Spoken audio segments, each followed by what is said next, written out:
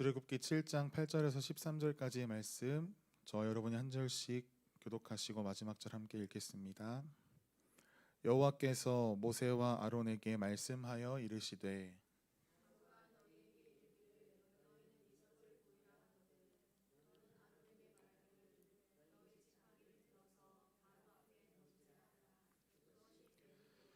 모세와 아론이 바로에게 가서 여호와께서 명령하신 대로 행하여 아론이 바로와 그의 신하 앞에 지팡이를 던지니 뱀이 된지라.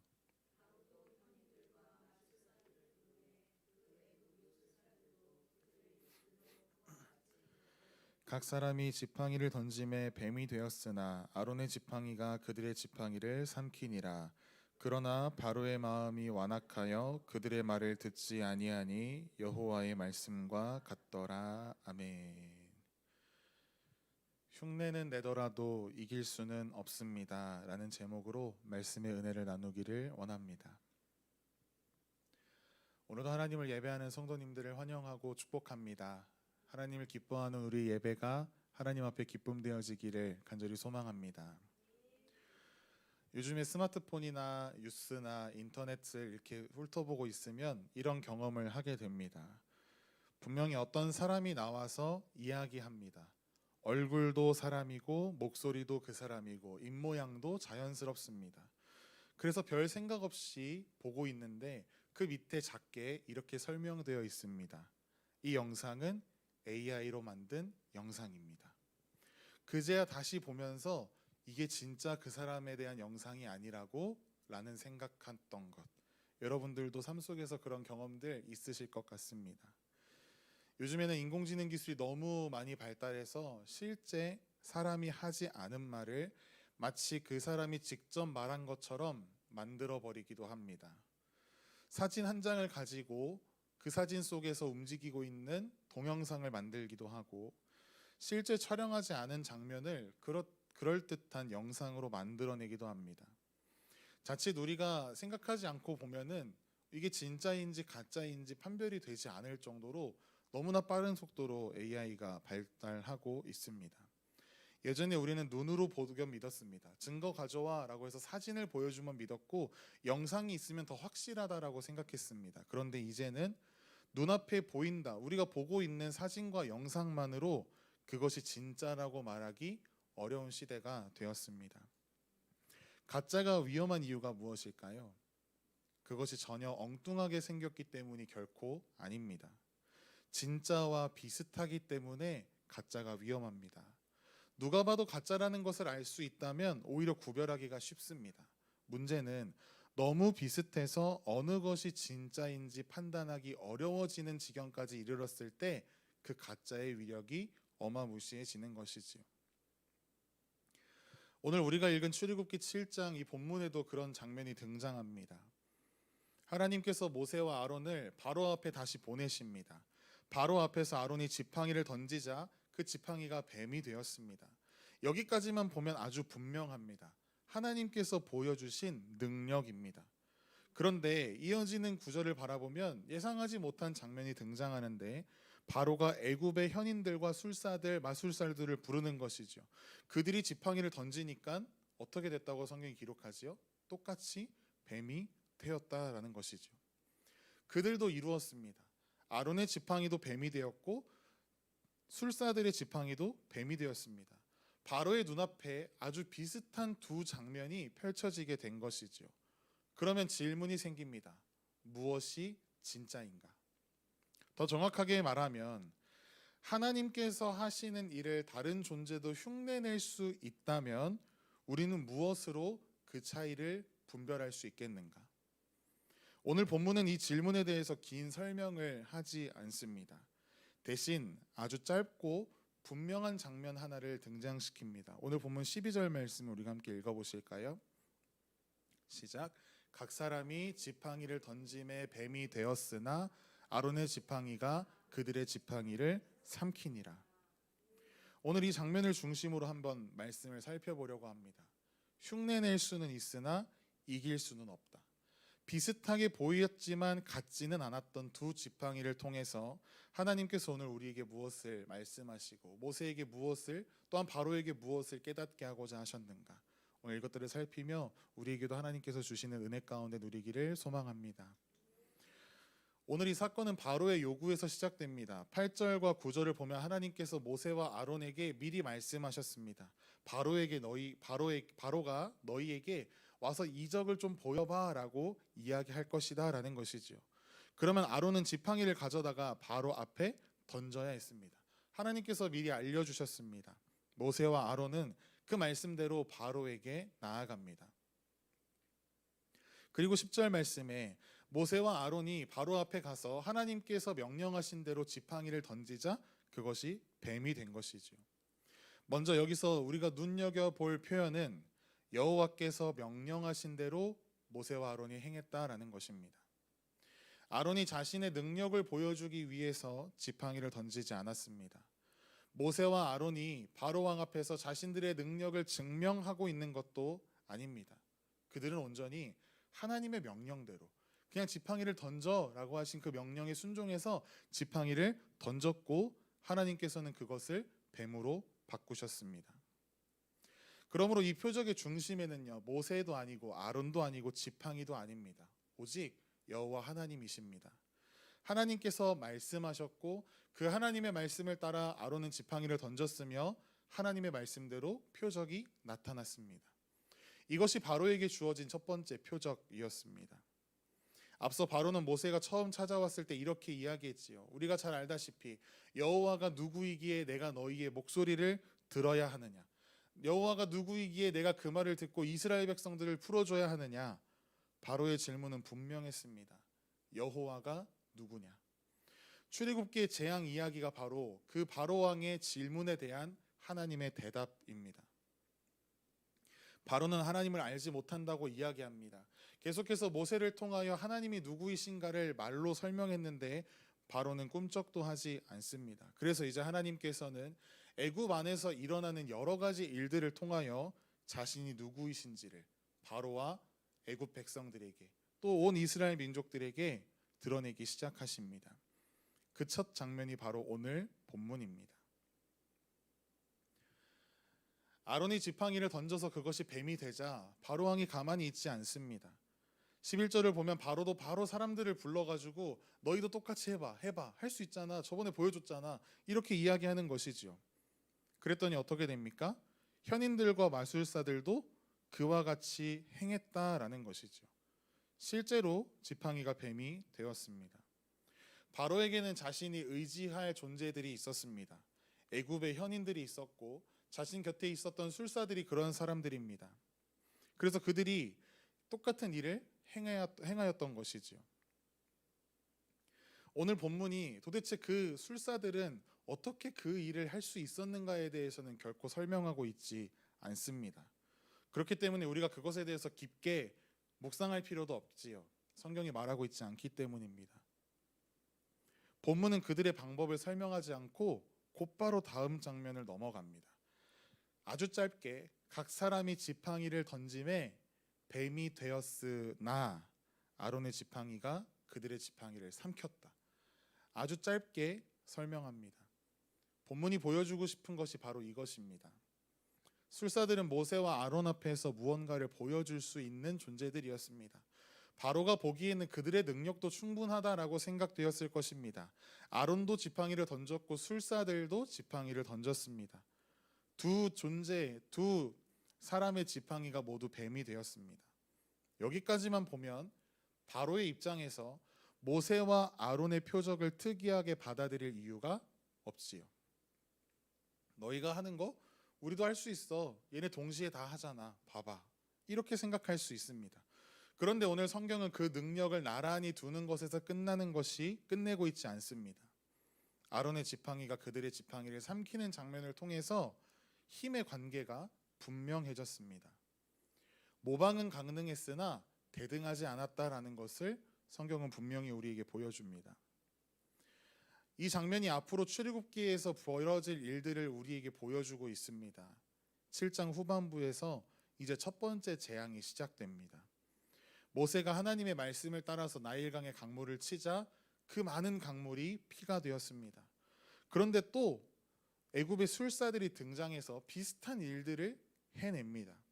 이어지는 개구리 재앙에서도 마찬가지입니다. 출애굽기 8장 7절을 보면 애굽의 술사들도 자신들의 요술로 개구리들이 물에서 올라와 땅을 덮게 만듭니다. 여기까지 보면 오늘 본문과 굉장히 비슷하지요. 모세와 아론이 하자 술사들도 따라하고, 그런데 그 모습이 오래 가지 않습니다. 10번째 재앙 중에 2번째 재앙까지만 그 일이 가능합니다. 3번째 재앙에서는 상황이 완전히 달라집니다. 아론이 지팡이를 들어서 땅에 티끌을 치자 그것들이 다 이가 되어서 사람과 가축에게 오르기 시작합니다. 술사들이 똑같이 따라해 보려고 하는 것이지요. 그런데 이제 되나요, 안 되나요? 되지 않는 거예요. 출애굽기 18장 18절에서 분명하게 이 사실을 이야기합니다. 요술사들도 자기 요술로 그같이 행하여 일을 생기게 하려 하였으나 못하였고, 처음으로 그들의 한계가 나타나요. 그리고 바로 다음 줄에서 술사들이 바로에게 이야기합니다. 이는 하나님의 권능입니다. 처음에 자신들의 능력을 보여주던 사람들이었습니다. 그런데 이제는 자신들의 능력으로는 설명할 수 없고 재현해낼 수 없는 일들이 나타나게 된 것이지요. 그들이 그렇게 자신들과 하나님의 능력의 차이를 인정한 후에 상황은 더 달라집니다. 출애굽기 9장에서 악성 종기가 이제 나타나기 시작했을 때 요술사들조차 그 종기 때문에 모세 앞에 다가갈 수 없었다라고 이야기합니다. 오늘 본문의 처음 장면을 다시 생각해 볼까요? 바로가 술사들을 불렀습니다. 그들은 모세와 아론 앞에서 자신 있게 지팡이를 던졌습니다.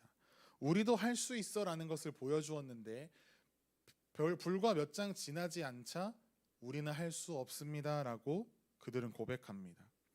출애굽기는 이 과정을 아주 천천히 아주 세밀하게 보여줍니다. 처음에는 술사들이 모세와 같은 일을 행하였기 때문에 바로가 모세의 말을 거부할 명분을 얻어가는 것처럼 보이나 재앙이 계속되면서 차이가 분명해져 가는 것이지요. 처음에는 비슷해 보였으나 결코 같은 것이 아니었습니다. 여기서 한 가지 더 주목해야 할 것은 본문에서 아론의 지팡이가 삼킨 것이 뱀들이라고 표현하지 않고 그들의 지팡이라고 기록하고 있어요. 지팡이는 고대 세계에서 단순히 보행하기 위한 보조 도구가 아니었습니다. 권위와 힘을 상징하는 도구가 바로 지팡이였습니다.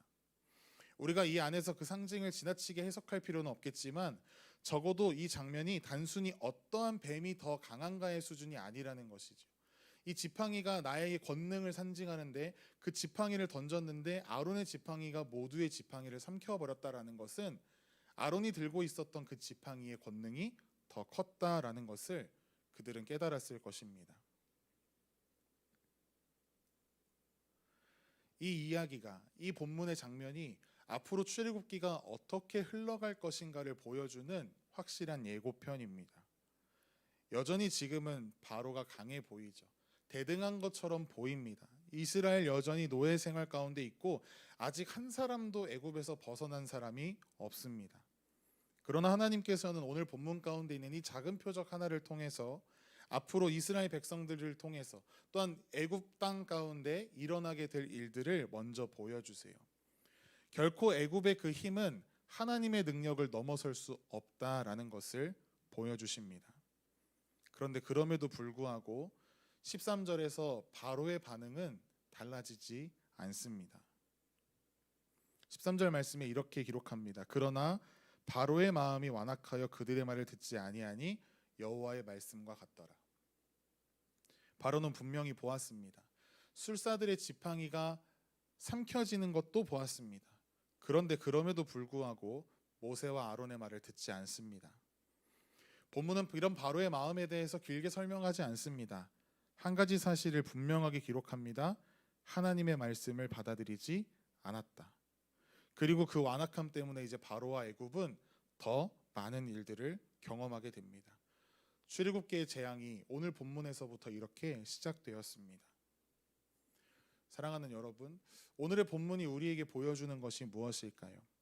우리가 살아가는 세상에는 비슷해 보이는 것들이 너무나 많습니다. 그래서 우리는 종종 결과를 기준으로 놓고 옳고 그름을, 또 나의 선택의 기준을 판단하기도 합니다. 잘 되면 옳은 길이라고 생각하지요. 원하는 결과가 나오면 하나님의 뜻이라고 우리는 이야기합니다. 반대로 일이 잘 되지 않으면 내가 잘못된 길을 가고 있는 것이 아닌가라고 생각합니다. 그런데 오늘 본문은 이 결과만으로 판단하는 것이 얼마나 위험한 일인가를 우리에게 보여주고 있습니다. 아론이 지팡이를 던져서도 뱀이 되었고, 술사들이 지팡이를 던졌을 때에도 결과적으로 뱀이 되었습니다. 되었다, 이루어졌다라는 사실만 가지고 판단하면 둘 사이에는 별 차이가 없습니다. 그렇다면 이 결과가 아니라 우리의 신앙생활에는 다른 무언가가 기준이 되어야 한다라는 것입니다. 그 기준이 무엇일까요? 오늘 본문 10절은 우리에게 분명히 이야기합니다. 우리 함께 본문 10절을 읽어보실까요? 모세와 아론이 바로에게 가서 여호와께서 명령하신 대로 행하여 아론이 바로와 그의 신하 앞에 지팡이를 던지니 뱀이 된지라. 아멘. 여호와께서 명령하신 대로 행하여, 이게 바로 정답입니다. 모세와 아론이 서 있던 근거는 결코 자신들의 능력이 아니었습니다. 그들이 다른 사람보다 놀라운 일을 할 수 있어서 그곳에 서 있는 것도 결코 아니었습니다. 하나님께서 말씀하셨고 그들은 하나님의 그 말씀을 따라 순종하여 그 자리에 서 있었을 뿐입니다. 우리에게도 어떤 선택들의 순간이 다가오죠. 한쪽에는 말씀들을 따라 살아가는 길이 있고, 한쪽에는 조금 쉬워 보이고 어찌 보면 더 좋아 보이고 빠르게 결과를 얻을 수 있을 것만 같은 길이 있습니다. 그때 우리는 자연스럽게 묻습니다. 어느 쪽이 더 잘 될까? 하지만 그리스도인들이 먼저 물어야 할 질문은 이 질문이 아닙니다. 아니, 단 한 가지의 질문만을 우리는 가지고 가야 합니다. 어느 길이 하나님의 말씀에 합당한 길인가? 정직하게 살아가는 길이 당장 유리하지 않을 수 있지요. 누군가 용서하는 일이 내 손해처럼 보여질 수 있습니다. 내 욕심을 조금 내려놓고 다른 사람을 배려하는 것이 어리석어 보일 때도 있습니다. 세상 사람들이, 이미 세상은 그런 시선으로 사람들을 바라보며 살아갑니다. 신앙을 지키기 위하여 내가 가진 무언가를 포기해야 하는 순간도 있을 것입니다. 그런데 이렇게 우리가 삶 속에서 결과만을 바라보면 우리의 신앙, 우리의 기준이 너무나 쉽게 흔들려 버린다라는 것이지요. 오늘은 이 방법이 잘 되니까 이것이 옳은 것 같고, 내일은 또 다른 방법이 되니까 저게 옳은 것 같고, 계속 기준이 바뀌면 상황과 때에 따라서, 나의 기분에 따라서, 나의 마음에 따라서 선택하는 기준이 자꾸만 달라지는 것입니다. 그러나 하나님의 백성은 결코 그렇게 살아서는 안 됩니다. 하나님께서 원하시는 우리의 삶의 모습이 있습니다. 오직 하나님의 말씀을 따라 살아가는 것. 풀은 마르고 꽃은 시드나 영원히 변하지 않는 하나님의 말씀이 우리의 삶의 유일한 기준 되어서 그 말씀을 기준 삼고 그 말씀을 따라 그 말씀이 인도하시는 길에 순종하며 나아가는 것. 이것을 하나님께서 우리에게 가장 원하고 계십니다.